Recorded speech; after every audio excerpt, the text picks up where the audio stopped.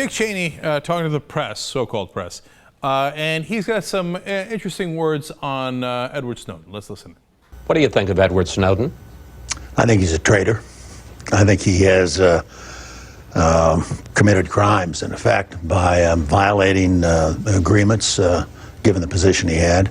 And I think it's one of the worst occasions in my memory of somebody with access to classified information doing enormous damage to the national security interests of the United States. God, man, you gotta love Tywin Lannister. Okay, yeah, traitor. That's it, it's over. Okay.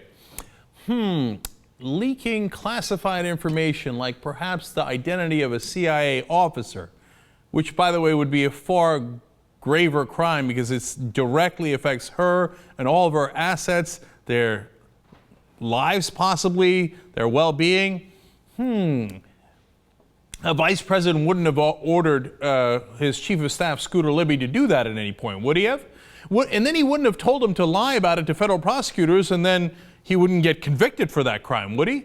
And then he wouldn't have the president commute his sentence, would he? I mean, that wouldn't be a traitor now, would it, Dick Cheney? Oh, when you're leaking for your own benefit and destroying people's careers and possibly their lives, you're an American hero.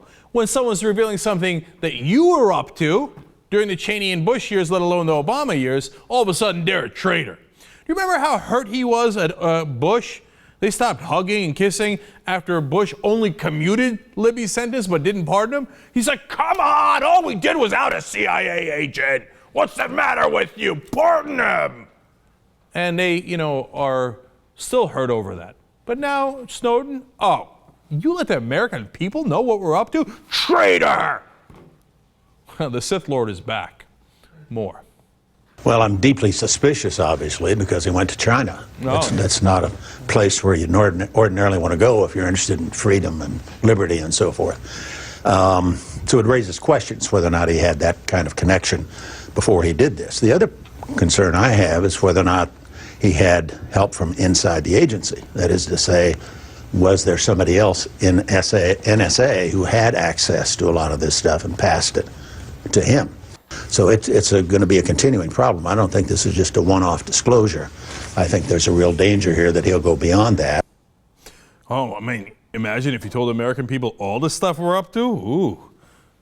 Where would he go if he wanted freedom and liberty, Dick? Where? Guantanamo?